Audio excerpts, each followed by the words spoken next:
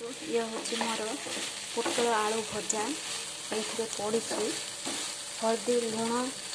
जीरा सोरिष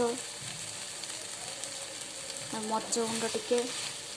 सुखला लंका गोटे फाड़ कर पकई और किसी ये मसला मसली किसी पड़ना अदा रसुण प्याज बस से मु पोटल आलू भजा तैयारी कली देखते अल्प तेल ही मु भजा करें तो नॉन स्टिक कढ़ाई तो ताको तेल बेसी दरकार पड़े ना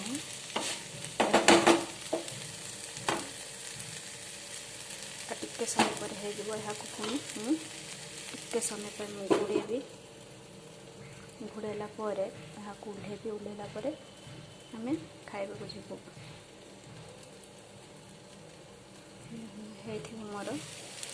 आलू पोटल भजा मैं केबे भी भजार मसला पकाए ना केवल अदा रसुण पेस्ट ही मोपाई